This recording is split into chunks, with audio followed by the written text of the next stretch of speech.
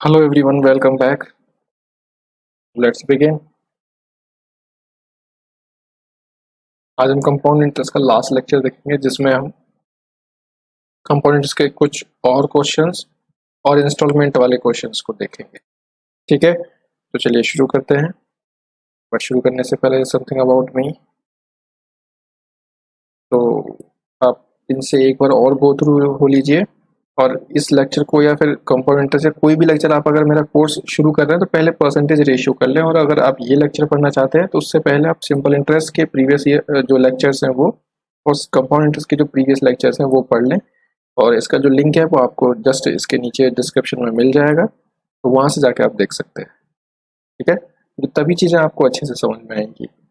तो आज हम देखेंगे इंस्टॉलमेंट वाले क्वेश्चंस के साथ साथ कुछ और क्वेश्चंस जो डिवीजन बेस्ड वाले क्वेश्चन हैं हम कंपाउंड इंटरेस्ट के वो देखेंगे। ठीक है, इसी कॉन्सेप्ट रखने की कोशिश करेंगे और चीज़ों को ज़्यादा से ज़्यादा समझने की भी कोशिश करेंगे। तो ये कुछ इसके बेसिक्स हैं, मैंने अभी भी रखे हुए हैं।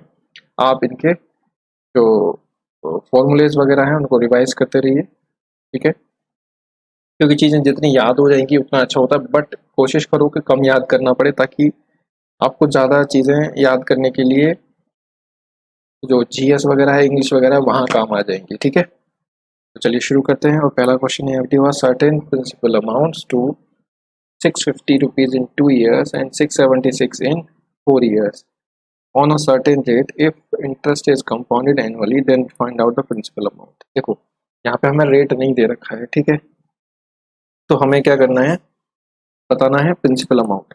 तो रेट आप R% ले लो, R% तो रहा ही होगा। अगर बेसिक से करना है तो आप एक बार फॉर्मूला लगा दो A।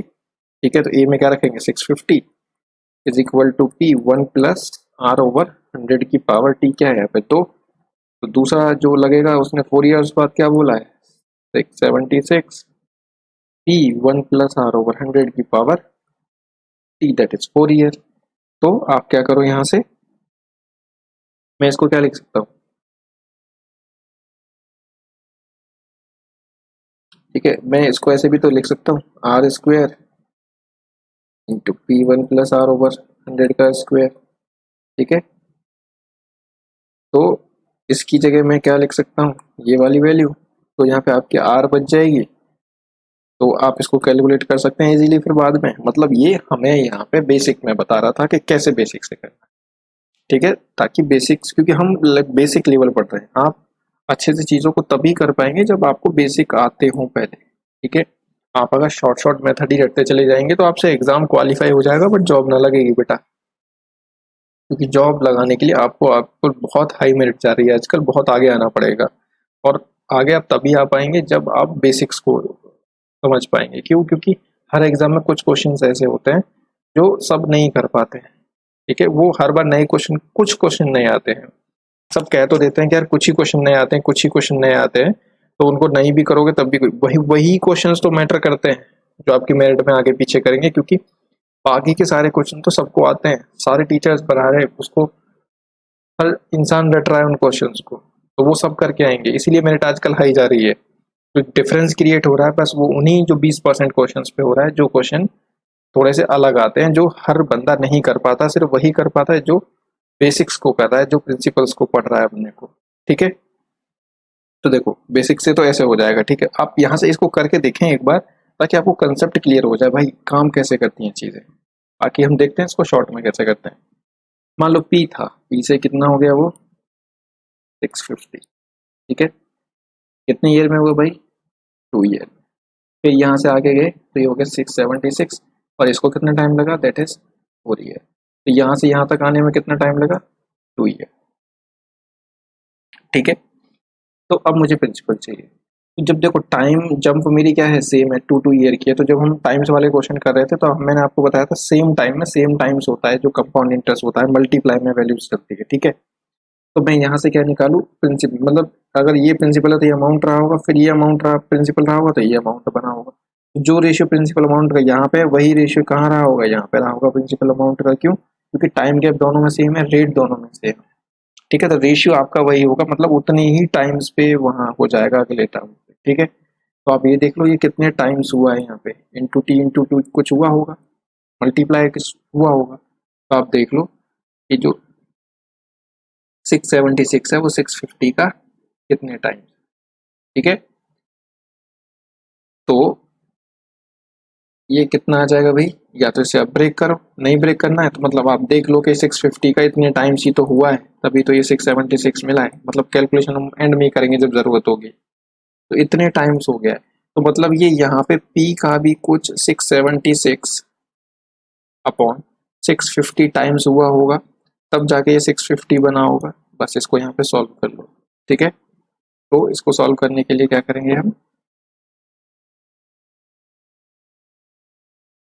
इसको ब्रेक करो, जिससे भी हो जाएगा वो, ठीक है। 676 डिवाइडेड बाय 650, ठीक है, ये जाएगा 1.04, और फिर 650 जो होगा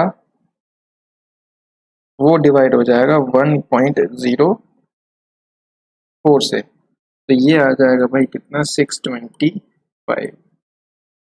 आंसर, ठीक है। आप इसे खुद करेंगे मैनुअली तब भी अब ऐसे ही आंसर आएगा, मतलब 625 ही आएगा। आप इधर मल्टीप्लाई कर लो, पी की वैल्यू आपको इजीली मिल जाएगी। तो आई होप ये क्लियर हो गया होगा। देखो यहाँ पे भी आप इसको कर सकते थे, रेशियो कुछ निकाल लो, बट वहाँ करने की ज़रूरत नहीं थी। क्यों? क्योंकि मुझे कैलकुलेशन तो मुझे एंड में ही करनी थी, तो जहाँ पे आंसर करना मैं वहीं कैलकुलेशन करूँगा। और यहाँ से जब ये 1.04 आया और मुझे पता है 1.04 से मतलब उसको डिवाइड करना है, तो देख लो 650 के जस्ट नियर बाय कोई आंसर हो ऑप्शन में से, उसको आप क्लिक कर दो, ठीक है। Next, certain principal amounts to 4500 rupees in 5 years and 6750 rupees in 10 years, ठीक है। हमें बताना है प्रिंसिपल, तो सेम क्वेश्चन है। तो भाई बेसिक्स से तो मैं बता चुका हूँ, आप फॉर्मूले में लगा के एक बार करके देखना ताकि कंसेप्ट क्लियर हो, उसके बाद हम देख लेते हैं इसको शॉर्ट में कैसे करना है, ठीक है। प्रिंसिपल था कुछ, वो कितना बन गया 4500, कितने साल में भाई, 5 years में, राइट। फिर ये बना आगे जाके 6750, और यहाँ पे टाइम कितना लगा, टाइम लगा हमारा 10 years, मतलब यहाँ से यहाँ तक आने में इसको कितना टाइम लग गया भाई, 5 years। मतलब यहाँ पे टाइम की जो गैप है दोनों में, जो टर्म है वो सेम है, तो सेम टर्म में ये सेम टाइम्स होता है, मतलब मल्टीपल सेम टाइम्स होगा। तो आप इन दोनों का रेशियो देख लो कि क्या क्या बनने वाला है, 4500 रेशियो 675, तो ये ऐसे कट जाएगा।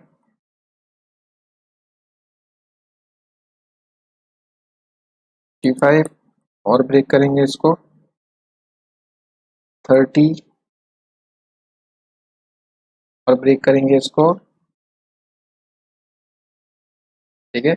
अब मैं इसको सीधा 15 से कर देता हूँ, बहुत काट लिया इसको, 2, मतलब रेशियो क्या है कि ये जो मेरा अमाउंट है दैट इज 3/2 टाइम्स हो रहा है मेरा, ठीक है। क्योंकि 4500 का 3/2 टाइम्स हो गई, ये क्या मिला है मुझे 6750, तो मैं कह सकता हूँ प्रिंसिपल जो पी रहा होगा उसका भी 3/2 टाइम्स होके मुझे क्या मिला होगा 4500। यहाँ से मुझे पी की वैल्यू निकाल देनी है, दैट इज आ जाएगा 1500, और अमाउंट आ जाएगा कितना 3000 रुपीज। तो आई होप आपको आंसर मिल गया होगा, ठीक है। मतलब आपको टाइम्स देखना है, आप चाहते तो यहाँ पे इसको यहाँ पे कैलकुलेट, ये कैलकुलेशन फालतू में की थी, इसको बस यहीं पे रख लेते, आप यहाँ कर लेते सीधा कैलकुलेशन, तब भी मेरा आंसर हो जाता, ठीक है। चलते हैं नेक्स्ट क्वेश्चन देखते हैं। Certain principal amounts to 800 rupees in 2 years and 2700 in 5 years, certain rate of interest and annually, then find out principal। देखो अब यहाँ पे क्या है, p is equal to p से हुआ कितना भाई 800, कितने ईयर्स में हुआ ये 2 years में, राइट। फिर ये कितना हुआ 2700, ये कितने टाइम में हुआ 5 years में। यहाँ से यहाँ तक होने में कितना टाइम लगा भाई 3 years। देखो अब यहाँ पे क्या है, हमारी जो टर्म है वो सेम नहीं है, यहाँ 2 year है यहाँ 3 year है, तो ये ऐसे नहीं होगा जैसे अभी तक हम कर रहे थे, क्योंकि टाइम से जब सेम होता है तो हमें पता है कि जो रेशियो है प्रिंसिपल अमाउंट का वो सेम टाइम के लिए हमेशा सेम रहेगा। बट यहाँ पे क्या है, जब आपका टर्म हो गया चेंज, ठीक है, तो आपका इसका सिर्फ एक ही ऑप्शन बचता है कि पहले आप इससे रेट परसेंट की वैल्यू निकालें और फिर आप इसको करें, ठीक है। तो देखो जो अमाउंट वाला जो जो मेथड था उससे तो हो ही जाएगा, मतलब आपको नहीं आता है तो इससे तो हो ही जाएगा ही। अब दोनों इक्वेशन बना लो, इन दोनों इक्वेशन से कंपेयर कर लो वैल्यूज को, तब भी हो जाएगा। और अगर आप ऐसा नहीं करना चाहते हो तो ऐसे करना चाहते हो वो भी हो जाएगा। आप देख लो कि देखो, अब आप देखो कि मेरे पास सिर्फ इतना क्वेश्चन है कि जो 800 रुपीज है ये यहाँ पे प्रिंसिपल का काम करेगा, और यहाँ पे ये 3 साल बाद अमाउंट कुछ बन गया, तो ये कुछ आपको दिया हुआ है प्रिंसिपल अमाउंट का रेशियो, और आपको बताना है ये बना है 3 ईयर्स में, तो आपको रेट ऑफ इंटरेस्ट बताना है। तो ऐसा क्वेश्चन हम एक कर चुके हैं जिसमें रेट ऑफ इंटरेस्ट पूछा था, ठीक है। तो यहाँ से आप इन दोनों का निकालो रेशियो, कितना आ जाएगा भाई, 2:3, क्योंकि मैं इसका क्या करूँगा, क्यूब रूट ले दूंगा, तो मुझे इनके जो फर्स्ट ईयर जो सिंपल इंटरेस्ट था उसका रेशियो मिल जाएगा यहाँ पे। तो 2 से कितना हुआ भाई, 3, ठीक है। ये देख लेना, हमने पिछली वीडियो में क्वेश्चन किया हुआ है ऐसा, ठीक है। बस इसमें 2 क्वेश्चन इसने एक साथ कंबाइन कर दिए। तो जो रेट परसेंट वो आ जाएगा 1/2, दैट इज 50%, ठीक है। और भाई रेट आ सकता है इतना, इसमें कोई बड़ी बात नहीं है, क्वेश्चन है, क्वेश्चन में कुछ भी आंसर आ सकता है, बस आपका कंसेप्ट ठीक होना चाहिए जो आप लगा रहे हो, ठीक है। तो 50% मेरा आ गया रेट। अब अब दूसरा क्वेश्चन क्या बना कि आपको रेट दिया है भाई 50%, आपको प्रिंसिपल पता करना है, और आपको अमाउंट दे रखा है कितना, 800। बस आप इसमें फिर से वो रेशियो वाला मेथड लगा तो प्रिंसिपल लाइक ये जगह 1/2, तो ये प्रिंसिपल ये इंटरेस्ट अमाउंट कितना हो जाएगा भाई 3, तो 2 3 क्योंकि टाइम मेरा क्या है, सिर्फ 2 ईयर्स है, इसको 800 होने में क्या टाइम लगा, सिर्फ 2 ईयर्स का। तो जाएगा 4 9, तो जो 9 की वैल्यू है दैट इज आपको दे रखी है कितनी, 800 रुपीज। तो यहाँ से 1 यूनिट की वैल्यू कितनी आ जाएगी, 800/9। तो हमें निकालना है प्रिंसिपल अमाउंट, तो वो है हमारा 4 यूनिट। तो 4 यूनिट इज इक्वल टू 800/9 × 4, ठीक है। और ये कितना आ जाएगा भाई हमारा, ये आ जाएगा 800/4,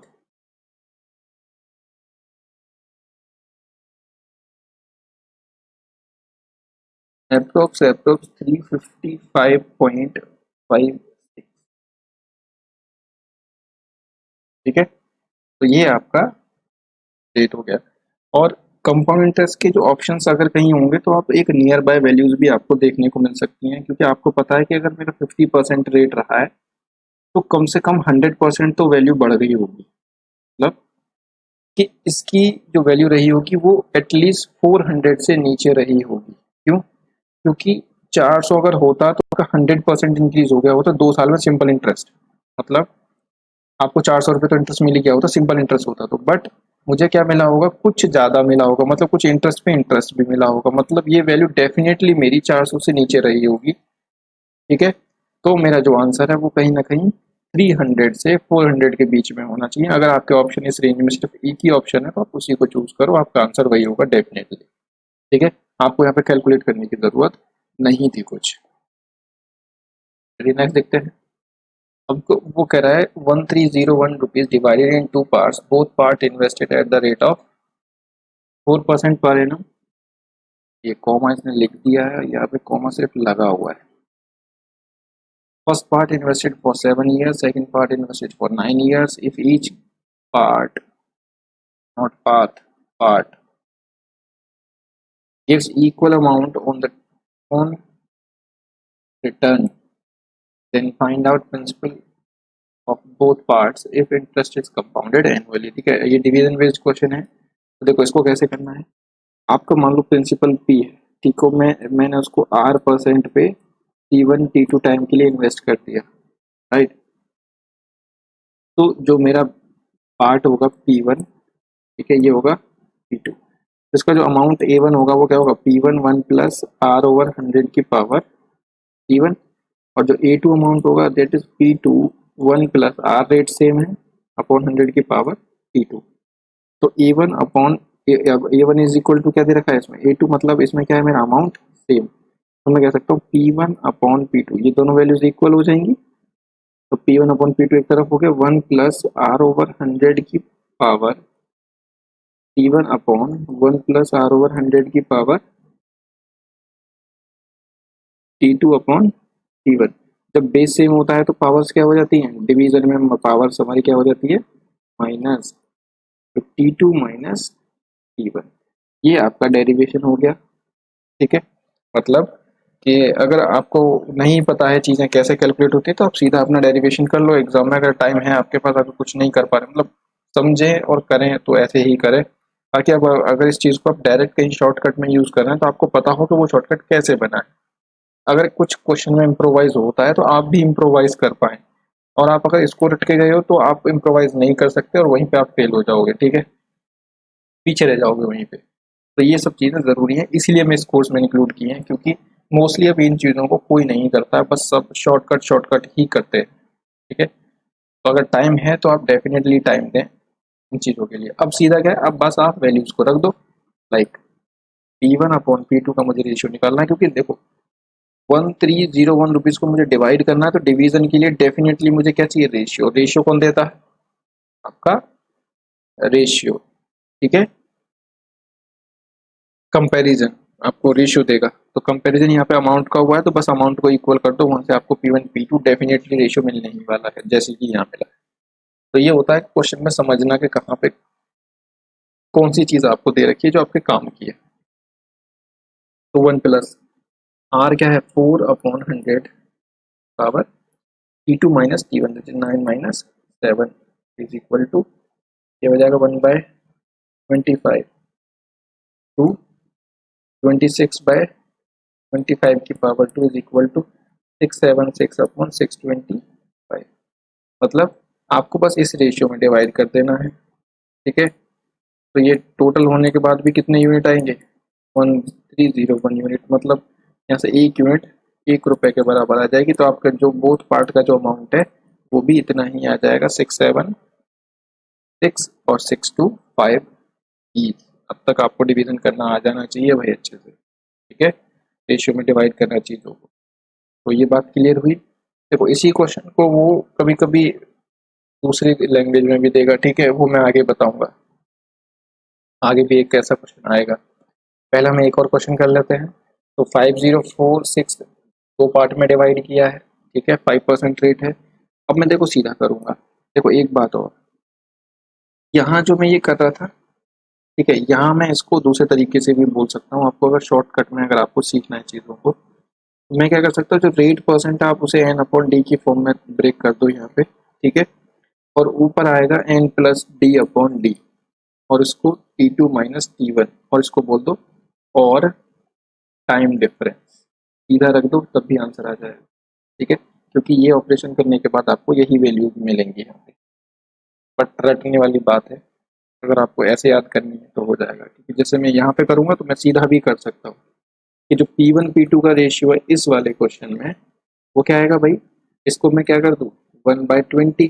तो मैंने क्या बताया, एन प्लस ये डी हो गया, ये एन हो गया, मतलब 21/20 की पावर, टाइम डिफरेंस कितना है 9 और 11 का 2।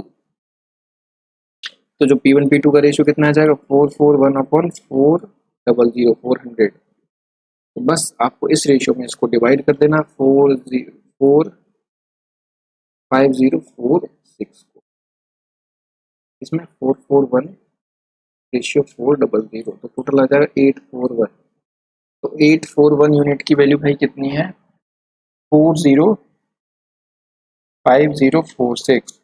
इसको हम डिवाइड कर देंगे 841 से। ठीक है, तो हम कह सकते हैं 1 यूनिट इज इक्वल टू, आ जाएगा डिवाइड करो इसको, देखो यूनिट इसका 6 है, इसका 1 है, तो ये 6 कब आएगा, जब एटलीस्ट आप 6 का मल्टीप्लाई करोगे। तो देखो 6 का मल्टीप्लाई करके आपको यही मिल जाएगा, मतलब एक यूनिट की वैल्यू क्या मिल जाएगी, 6 रुपीज़। तो यहाँ से इसका आंसर कितना होगा,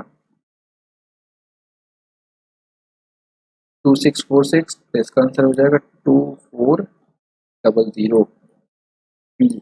आपसे पूछ ले अमाउंट का डिफरेंस क्या है, तो आप अमाउंट का डिफरेंस भी बता सकते हैं, आप दोनों अमाउंट भी बता सकते हैं। ठीक है, चलिए देखते हैं next question. A person want to invest 1685 rupees in the bank account of his two sons, whose age are 12 year and 60 year respectively, in such a way that equal amount at the age of 60 years. If rate of interest is 33.33% per annum, then find out the principal amount invested in younger son account. ठीक है, देखो ये question और पिछला question बिल्कुल same है, इसमें कुछ भी डिफरेंस नहीं है। मैं वहाँ कह रहा था कि अमाउंट को 9 या 11 ईयर के लिए इन्वेस्ट किया, डिवाइड किया, इसने डिवाइड करके अकाउंट में डाल दिया अपने दो बेटों के, ठीक है। तो 1685 रुपीज़ को इसने क्या डाला, जो उसका यंगर सन है, ठीक है, और एल्डर सन है, उनके अकाउंट में डाल दिया, मतलब दो पार्ट में डिवाइड कर दिया, कहने का मतलब यही था। और जो मेरा इंटरेस्ट रेट है वो उसने 33.33% दे दिया है, दैट इज 1/3, ठीक है। और अब टाइम की बात है, देखो इसकी एज क्या है 12 ईयर्स, तो इसका जो अमाउंट है वो कितने साल इन्वेस्ट रहेगा भाई, इसमें 48 ईयर्स के लिए रहेगा छोटे वाले का। जो बड़ा वाला है वो 16 ईयर्स का है, तो जब वो 60 साल का होगा तो उसका जो पैसा है वो कितने साल के लिए इन्वेस्ट होगा, कितने ईयर्स के लिए इन्वेस्ट होगा, वो होगा 44 ईयर्स। तो मतलब क्वेश्चन क्या बन गया, a person divided 1685 rupees in two parts and invested for 48 and 44 years, ठीक है। और फिर वो कह रहा है कि और रेट ऑफ इंटरेस्ट क्या 33.33% and it gives equal amount when on return, then find out the amount of principal of both parts. मतलब ये सेम क्वेश्चन है, तो आपको वही करना है P1 अपॉन P2, ठीक है। इंटरेस्ट रेट आपको पता है 1/3, तो मैंने बताया था n+d/d, दैट इज 4/3 की पावर। अब देखो जो इनका टाइम डिफरेंस है इन्वेस्टमेंट का, वो इनकी एक्चुअली एज का डिफरेंस भी है, तो आपको ये भी कैलकुलेट नहीं करना, ये बस मैंने आपको बताया है करके कि ऐसा होता है, ठीक है। बट आपको नहीं कैलकुलेट करना, जो इनकी एज का डिफरेंस होगा वही इनके अमाउंट का भी डिफरेंस होगा, तब इन्वेस्टमेंट टाइम का जो टाइम डिफरेंस है दैट इज 4 ईयर्स इंटू, तो उसकी पावर हो जाएगा 4, हो जाएगा 64, 4 जा 256 हो जाएगा, नीचे क्या हो जाएगा टी का क्यूब दैट इज 81। तो जो आपका रेशियो है वो कितना हो जाएगा, पीछे आई थिंक कट जाएगा, नहीं कटेगा किसी से, दोनों इवन ऑड नंबर है, यही आपका रेशियो हो जाएगा, ठीक है। तो P1 P2 का रेशियो 256 रेशियो 81, तो आप इनको कर दो कंबाइंड, तो 256 plus 81 is equal to 337 units, और ये अमाउंट दे रखा है कितने के बराबर, 1685 रुपीज़ के बराबर। तो 1685 को हम डिवाइड कर देंगे 337 से, तो यहाँ से एक यूनिट की जो वैल्यू आ जाएगी वो आ जाएगी हमारी 5 रुपीज़, ठीक है। तो जो यंगर सन है डेफिनेटली उसके अकाउंट में ज़्यादा पैसा डलेगा, क्योंकि वो इसके अमाउंट में ईयर्स के ज़्यादा इन्वेस्ट हो रहा है, तो 256 हो जाएगा इंटू 5, तो उसके अमाउंट में हमने कितना डाला 1280, ठीक है। और इस B2 का जो पार्ट है वो कितना रहा,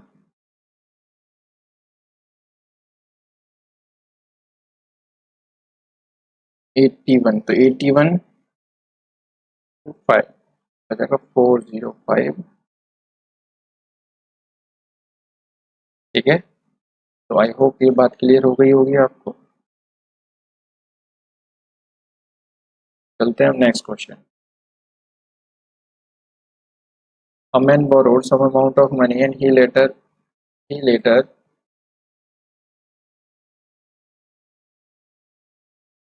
पता नहीं क्या टाइप हो रहा, he returned all amount in two equal installments of 882 rupees with compound interest. If rate of interest is 5%, तो हमें बताना है कि जो उसने मनी बोरो किया था, तो इन्हीं को बोलते हैं भाई इंस्टॉलमेंट बेस्ड क्वेश्चन, ठीक है। तो यहाँ पे इक्वल इंस्टॉलमेंट है, यहाँ पे हम रेशियो मेथड यूज करेंगे, ठीक है। आपका रेट परसेंट कितना है 5%, 5% मतलब 1/20, ये मेरा प्रिंसिपल ये इंटरेस्ट, तो अमाउंट कितना हो जाएगा, प्रिंसिपल अमाउंट का रेशियो कितना हो जाएगा भाई 20 और 21। अब ये कितने इंस्टॉलमेंट्स में करें 2, ठीक है, मतलब वो ईयरली इंस्टॉलमेंट होंगी, या नहीं दिया है तो वो ईयरली ही होंगी, ठीक है। तो फर्स्ट ईयर के लिए जो इंस्टॉलमेंट का अमाउंट होगा 2021 होगा, बट देखो सेकेंड ईयर के लिए जब हम सेकेंड इंस्टॉलमेंट का अमाउंट होगा तो सेकंड ईयर की जो इंस्टॉलमेंट का प्रिंसिपल अमाउंट का रेशियो होगा वो कंपाउंड होगा, मतलब उस पर 2 साल का इंटरेस्ट लगेगा, और 2 साल का जो कंपाउंड इंटरेस्ट होता है वो 2 बार, हम जब रेशियो को 2 बार मल्टीप्लाई कर देते हैं उसका रेशियो ये बनता है 400, मतलब 2 साल के लिए हम क्या करते हैं उसका स्क्वेयर कर देते हैं। ठीक है, ये बात हम पहले भी सीख चुके हैं जब हम कंपाउंड इंटरेस्ट निकालते हैं। ठीक है, तो यहाँ आ जाएगा 400, 441 सेकेंड ईयर के लिए। बट वो कह रहा है कि मैं दोनों ईयर्स इक्वल, जो अपनी इंस्टॉलमेंट है वो इक्वल इक्वल पे कर रहा हूँ। ठीक है, तो आप क्या करो यहाँ पे, जो अब इंस्टॉलमेंट वापस कौन सी करोगे, जो अमाउंट है वही तो वापस करोगे। मतलब क्या करो, आप दोनों तरफ जो अमाउंट है वो कर दो सेम, दोनों ईयर का, क्योंकि मैं इक्वल इक्वल इंस्टॉलमेंट अपना पे कर रहा हूँ।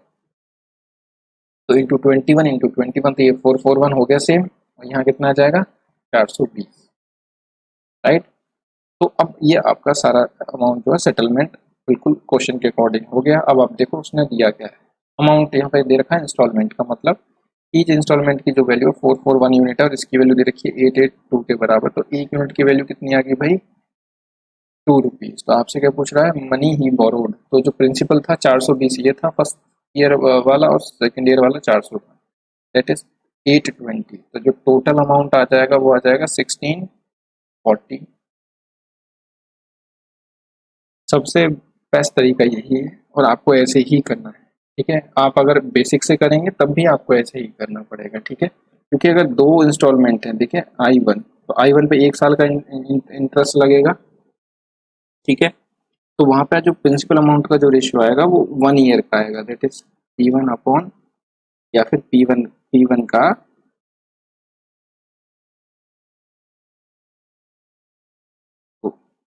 1+R/100 की पावर 1 आ जाएगा यहाँ पे, तो सीधा नॉर्मल आपका वही बन जाएगा।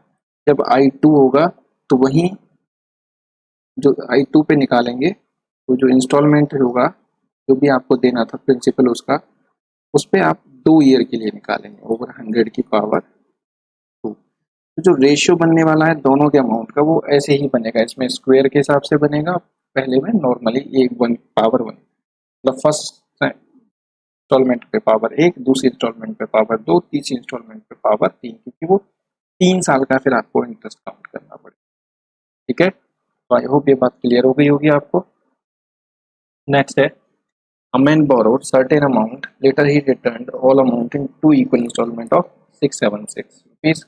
हमें बताना है, रेट 4% है, अमाउंट बोरोड बताना, सेम क्वेश्चन है। अब रेट का जरा फ्रैक्शन ब्रेक करो तो ये देगा 1/25 प्रिंसिपल, और ये टेस्ट अमाउंट कितना हो गया 20। तो ये रेशियो आप निकाल लो किसका, फर्स्ट ईयर के लिए, फर्स्ट इंस्टॉलमेंट के लिए। यहाँ पे इंस्टॉलमेंट की बात हो रही है, तो फर्स्ट इंस्टॉलमेंट के लिए तो 1 साल का इंटरेस्ट लगेगा, तो जो रेशियो होगा वो सिंपल होगा। ठीक है, 25-26। सेकेंड ईयर के लिए होगा तो पावर 2, मतलब 2 साल के लिए कंपाउंड इंटरेस्ट मेरा चेंज हो जाता है, वो कंपाउंड रेशियो बन जाता है। तो ये हो जाएगा 625 और 676, मतलब इनका स्क्वेयर हो जाएगा यहाँ पे।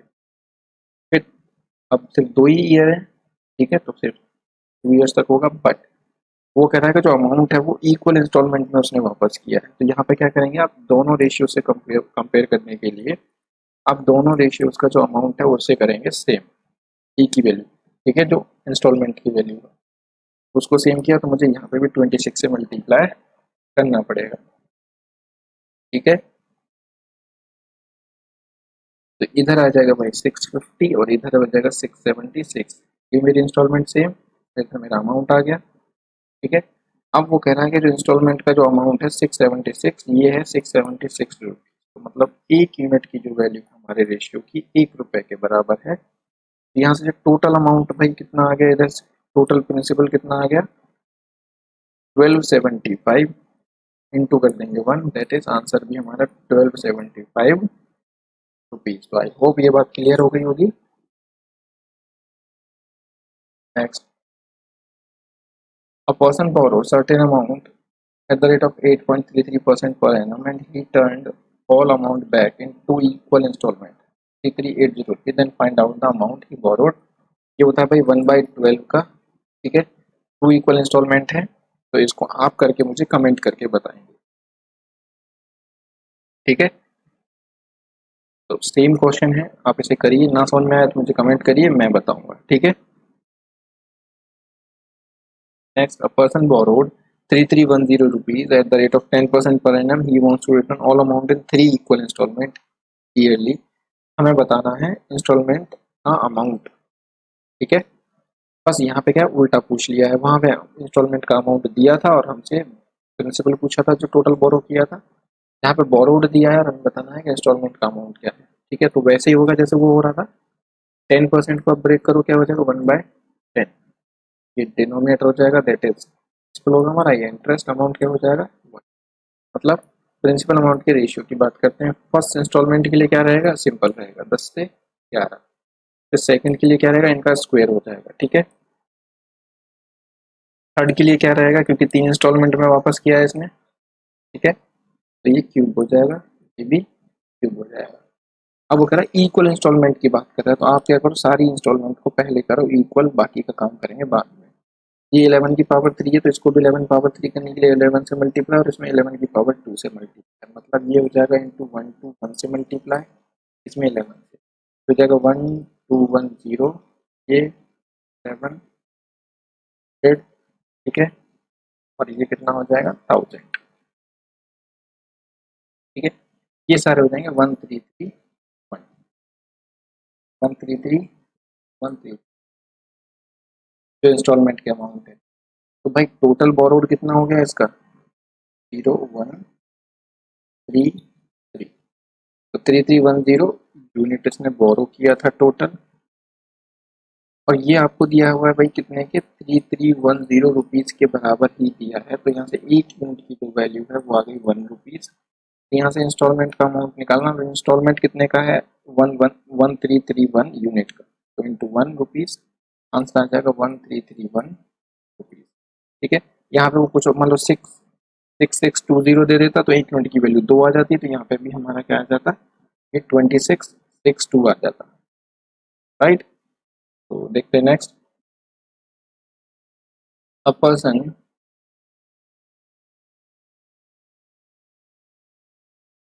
टुक, ठीक है, ये पता नहीं क्या है, loan from a bank of Rs 25200 rupees at the rate of 5% per annum, and he promised to return all the amount in 3 equal installment. Then find out amount of each installment. Same question है, 5% rate है, तो मतलब 1/3, 20,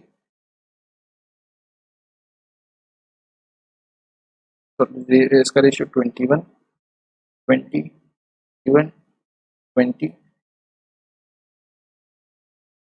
first year, second year और third year, मतलब तीसरा installment, first installment, third, second installment और third. तो जब फर्स्ट के लिए रेशियो क्या रहेगा हमारा, सेम रहेगा भाई, फिर सेकंड के लिए स्क्वायर हो जाएगा और थर्ड के लिए क्या हो जाएगा, क्यूब। मुझे क्या करना, इक्वल करना इंस्टॉलमेंट को, तो ईच इंस्टॉलमेंट को मैं यहाँ करूँगा इक्वल, तो इंटू कर दूंगा 21 इंटू 2, यहाँ पे मैं 441 से मल्टीप्लाई, क्योंकि 21 का स्क्वायर 21, ठीक है, तो यह आ जाएगा 8820, ठीक है। यहाँ आ जाएगा हमारा कितना, 8400, यहाँ आ जाएगा 8000, ठीक है। और इधर क्या आएगा हमारा, आ जाएगा 21 का क्यूब, और 21 का क्यूब होता है भाई 9261 इंटू 6। आप अगर नहीं कर पा रहे हैं तो करना तो पड़ेगा ही भाई, ठीक है। आपको मैंने बताया था कि 2025 तक आप क्यूब याद कर लो, 20 तक याद कर लो, फिर उसके बाद ये 441 में आप 21 का मल्टीप्लाई कर लो, ठीक है, तब भी इजी हो जाएगा। अगर आपको 21 का क्यूब नहीं पता है तो 441 स्क्वायर पता है, उसमें 21 का मल्टीप्लाई कर दो, 441 में पहले 20 का मल्टीप्लाई कर दो, ठीक है, तो वो 8820 आ जाएगा, फिर उसमें आप 441 और ऐड कर दो, तो आपको पता चल जाएगा आंसर क्या आएगा, 9261। तो बाकी कोई फॉर्मूला वगैरह लगाने की जरूरत नहीं है, ऐसे ही हो जाएगा क्यूब। अब देखो टोटल कितना आने वाला है भाई, 24, 12, ठीक है, और 20, तो यहाँ पे क्या है भाई, 20 भी होना चाहिए, 200, ये गलत है, 25220 होगा, क्योंकि ये 25220 है तो वो भी इतना ही होगा, क्योंकि सारी कैलकुलेशंस मैंने ऐसे ही बनाई थी। तो आ जाएगा 225220 रुपीज़। यहाँ से 1 यूनिट की जो वैल्यू है वो आ जाएगी भाई 1 रुपया। तो आपका जो इंस्टॉलमेंट का अमाउंट है into 1 rupees, will be 9261 rupees of each installment. तो आई होप आपको ये बात क्लियर, सारे क्वेश्चन एक जैसे थे तो क्लियर तो हो जाना चाहिए अब तक इंस्टॉलमेंट में। इसके अलावा कोई और क्वेश्चन आपको देखने को नहीं मिलेगा। तो यहाँ पे आपका कंपाउंड इंटरेस्ट पूरा अच्छी तरीके से ख़त्म हो गया है। ठीक है, तो नेक्स्ट देखेंगे क्या पढ़ना है, उसके बाद कोर्स ख़त्म करेंगे। Till then see you, take care, bye bye. Like share subscribe करते रहिए। पिछली वीडियोस नहीं देखी हैं तो आप नीचे डिस्क्रिप्शन में लिंक देखिए, वहाँ सारे लिंक्स पड़े हुए हैं। अच्छे से कोर्स करिए, आप बेसिक कोर्स एक बार करिए बट अच्छे से करिए, ठीक है। उसके बाद आप कहीं से भी पढ़ लीजिए, किसी से भी क्वेश्चन कर लीजिए, आपका काम हो जाएगा, ठीक है। अदरवाइज आप चीज़ों को रटते रहेंगे तो उससे कोई फ़ायदा नहीं होने वाला है। तो मिलते हैं नेक्स्ट लेक्चर में। Till then take care.